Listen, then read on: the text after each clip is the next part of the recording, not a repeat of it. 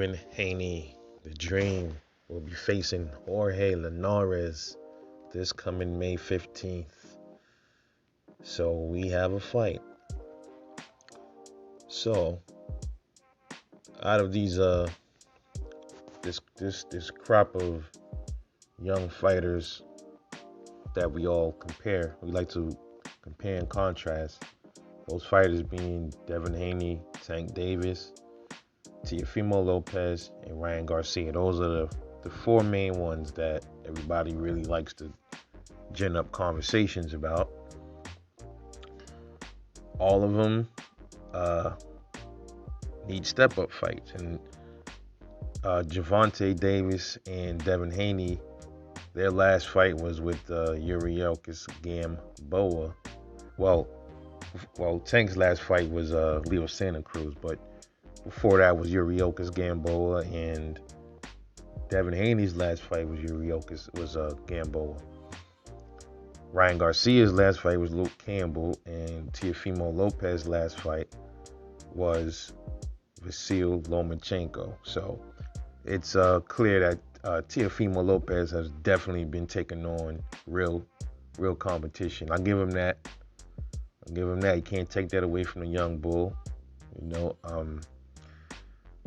And now is Devin Haney.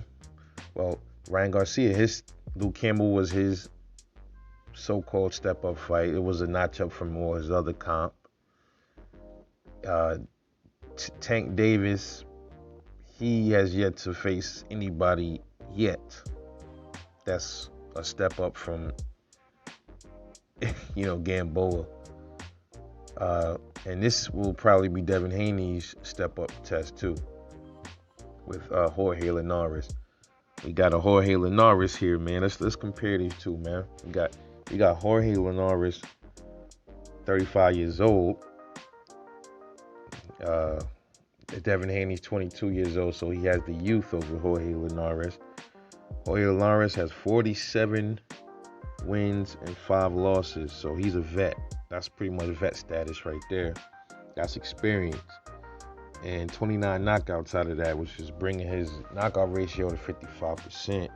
And he has the 5 losses. He's been knocked out all 5 times within his 5 losses. Devin Haney, 25 wins, no losses, and 15 KOs. And his knockout ratio is slightly more at 60%. They're the same height at 5'8", and Devin Haney has the 2-inch reach advantage at 71 inches. Both of these dudes, their last fights was in 2020, obviously, and Devin Haney's last fight was November 2020, and Jorge Linares, his was in February of 2020.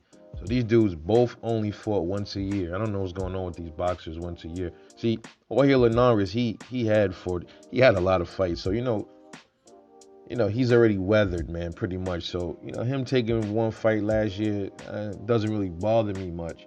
But you got somebody as young as Devin Haney, he should not be fighting one time a year. He should be in the ring at least 3 times a year, man. Sometimes these fighters do 4 a year. Like, early on when I was growing up, these fighters used to fight 4 or 5 times a year.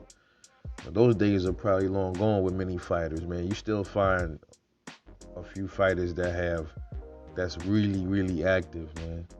But I think being active will benefit a lot of these young fighters, but the politics, how that go.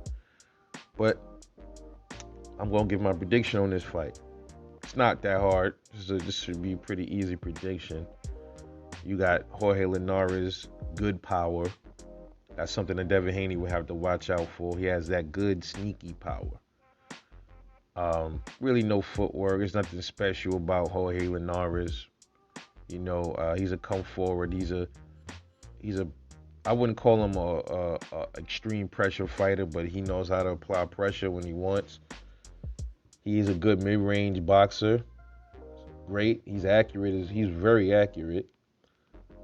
And he has IQ. He has IQ in that ring.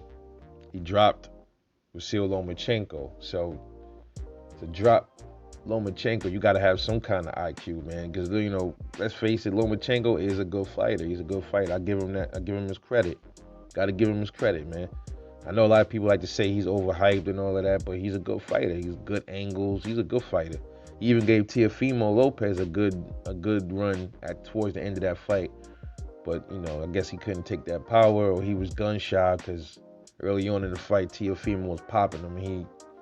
He really had nothing for Teo. But yeah, this fight is gonna be pretty much, man. I've seen other channels. They say it's gonna be like a cat and mouse game. I don't see it like that. I see Devin Haney.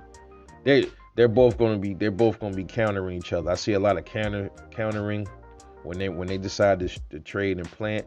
You're gonna see a lot of movement, ducking, weaving. You're gonna see a lot of counter punches, especially from Devin Haney. Devin Haney is much too fast. Great feet, great foot, excellent footwork. A lot of Devin Haney's power is very questionable right now. A lot of people question his power. Um, I would have to agree with that to a certain extent.